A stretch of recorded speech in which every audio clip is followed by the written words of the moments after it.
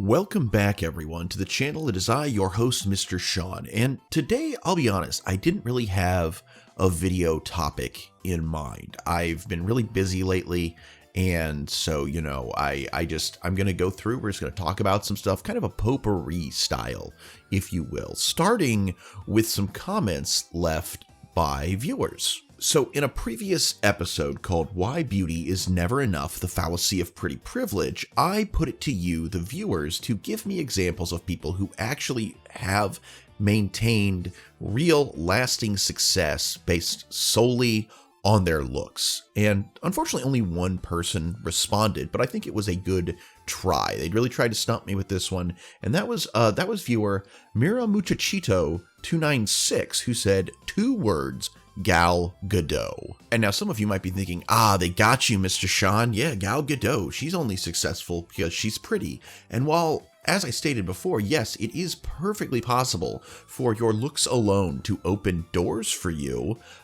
maintaining real lasting success requires more. And that is what we see with Ms. Gadot, because Gal Gadot is not maintaining real lasting success because her star is rapidly falling. She made headlines for her portrayal of Wonder Woman, and the original Wonder Woman, yeah, I think she did a pretty decent job in that, and it was like, hey, what can we expect to see from her? But then we got other films. We got her appearance in the Justice League, which was not really well received. We got Wonder Woman sequel, Wonder Woman 80-something, and that film was terrible, and her performance was not applauded. And most recently, they miscast her terribly as the evil queen in a movie where I'm supposed to believe that Rachel Zegler is more attractive than Gal Gadot. Ultimately, while she still may have some success in films that are more team-based things, like her work in Fast and the Furious, where she's there, but she's not the main draw. Yeah,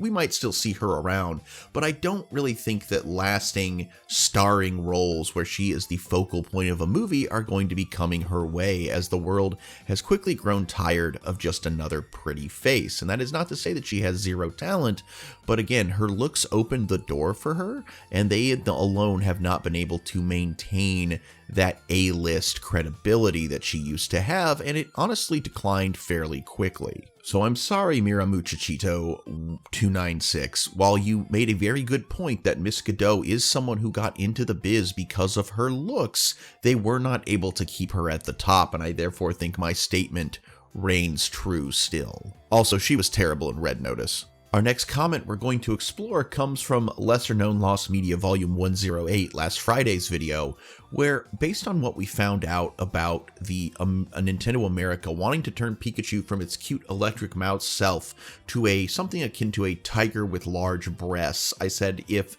that had actually happened and Pikachu, was not the marketable powerhouse that we know it to be, what Gen 1 Pokemon would have taken its place? And Charles Hammond 8409 responded with Bulbasaur, which, I think that's a very solid choice. Honestly, probably any of the starter Pokemon from Gen 1 could have been, though Bulbasaur was my favorite. I think he's definitely the cutest of the three and the most unique, as opposed to just a tiny little fire lizard or a turtle. But, ultimately, I think Bulbasaur of the starters would have been the best fill-in as the standard mascot of the series going forward. And there are a couple other options. Clefairy or Jigglypuff kind of fit the round and cute aesthetic, but they might just be a little bit too cutesy. Like Pikachu didn't make it look like something akin to Sailor Moon. But I think ultimately, personal opinion, if I had to pick one that would have going forward been the mascot, I honestly think Eevee would be a pretty decent contender.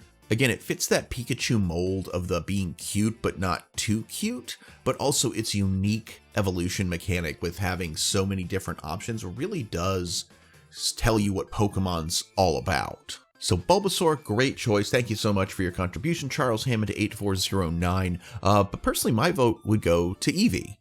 Alright guys, the next thing I wanted to talk to you about is something I've kind of hinted at in the past several videos, but I never really went in depth in it, and it's why I am no longer subscribed to the otaku box, which I've mentioned several times. I'm currently selling off quite a bit of my collection.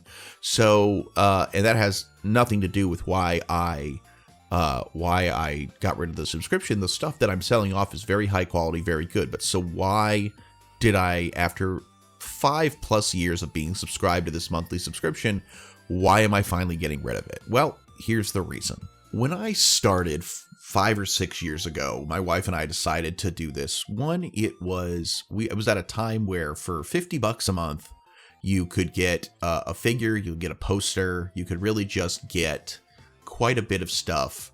And we were anime fans on a budget. And at the time, again, what it featured was, yes, it was all bootleg stuff, but it was high quality. It was things like, it wasn't just figures and posters, it was oven mitts, it was umbrellas, it was all kinds of stuff. It was just anime merchandise featuring characters, and on many times characters you didn't see a lot of. One of the things is, yes, it was very geared towards waifuism, where, like, you know, it was like harem animes showed up frequently, things like that. But like in shows like DxD, where every bit of merchandise you see is either Akano or Rias Gremory, we would get figures like Konako or Zenobia, and posters and merch as well of characters you just didn't see a lot of stuff out there for, and it was really cool. And honestly, for years, it just got better and better. They would up the quality. Yes, the price went up a little bit. At the end, I was paying about $60 a month, but the stuff just kept getting better and better and better. And like, they even kind of like, for a while, you get a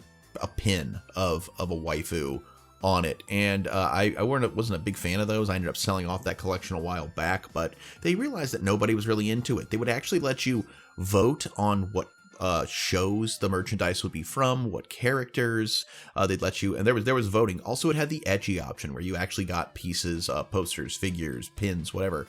You had the option of it being normal or ecchi, aka having nudity, which, you know, as a horn dog myself, was pretty fun. But in the past year, probably in the past 6 months, it got worse. Around the time that they became the sponsor of Anime Expo, the merchandise started changing. Gone were the bootlegs of famous characters, and they started creating their own OCs, which, while not a bad thing in and of itself, it wasn't why I was subscribed. I wanted stuff that actually looked like stuff from real shows, and even though it was bootleg, it was made specifically for the otaku box, so it wasn't just something you'd find on the streets of Chinatown. This was stuff made specifically for it. Like, the artwork and the figures looked alike, so they would go take the artwork that they'd commissioned and they'd make a figure out of it. It was really cool. But now this all became OCs, and kind of what I think is, by the time they started going, you know, legitimate, they were going to get some flack for essentially skirting copyright rules. And while that alone would be enough to just be like, hey, I'm really not into this anymore, like, I'm glad you found this thing that works for you guys, I'm glad your business is growing, there was another thing that really pushed me to just kind of go, you know what, no more. And that's the change in their advertising. Now, despite them making the change over to OCs for a while, they never really pitched this. They kept showing figures of their older figures that were, you know, of licensed characters that they had not licensed. So they were still selling off that idea, even though the reality became quite different. And they also moved away from simply fans of anime and ecchi, you know, find upstanding perverts like myself, and instead started marketing to people. Like, they would have 2 pictures of their figures, and then they'd overlay an image of a jar and go, which figure are you going to jar? Which, if you're pure innocent and not familiar with the internet, it is on this disgusting idea where you put a figure in a jar and then you consistently, sorry, gag reflex guys, ejaculate into the jar, never taking the figure out and letting it, oh god, fill up. Just talking about it grosses me out. Essentially, they stopped marketing high-quality ecchi materials and started marketing to gooners, which is very off-putting for someone who, you know, yes, I enjoy nudity, I enjoy the female form, all that stuff, but, you know, there's a limit, guys. There's a limit to depravity, and they're now marketing towards what Reddit thinks an average anime fan is like. Like, yes, do I have these figures? Yes. Do I have figures that feature nudity? Absolutely. Do I masturbate to these figures? Absolutely not. And I certainly won't be jarring any of my collection. So for all these reasons, you know, I ended my subscription.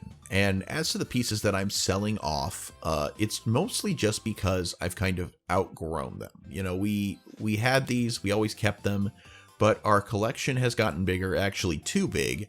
And so not only are we getting rid of some of the Otaku box figures, we're also getting rid of a lot of the artwork, some of the items, and we're just getting rid of some of our merchandise in general that had nothing to do with the Otaku box, just to make room for new things. And all of that is available on eBay and Mercari, and it's been selling very well. So if you're interested in some pieces at a decent price, I would recommend going there.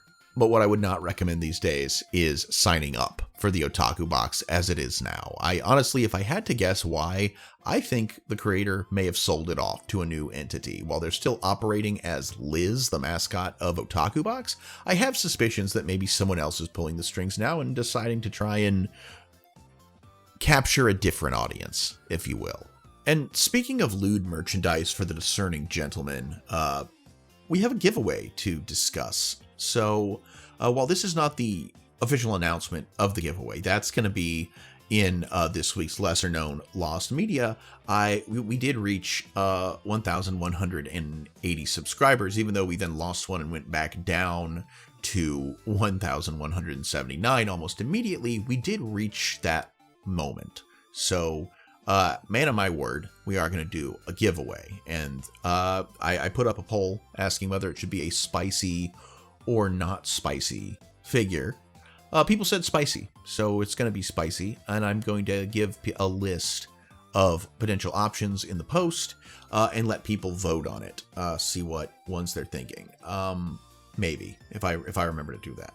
But so yeah, be sure to, if you're interested in winning a free Mr. Sean exclusive spicy miniature, be sure to tune in this week for Lesser Known Lost Media Volume 109, where we will be announcing the giveaway, and then the winner will be announced in Lesser Known Lost Media Volume 110. You will have till Wednesday to enter, Wednesday of next week to enter.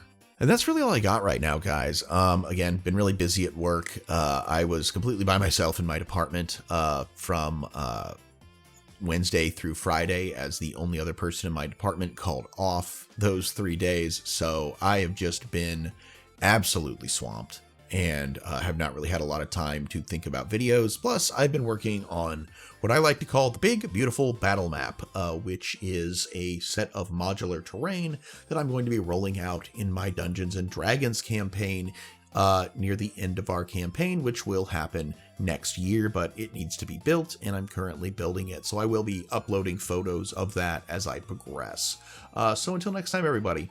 I'm Mr. Sean. This is Mr. Sean Productions. Please be sure to check out our official merch over on Fourth Wall, and please check out my eBay and Mercari sites for both anime collectibles as well as my own custom miniatures, which again, tune in this Friday and find your chance to win a spicy miniature free of charge. Until next time, guys, have a great day and an even beta tomorrow. Bye-bye.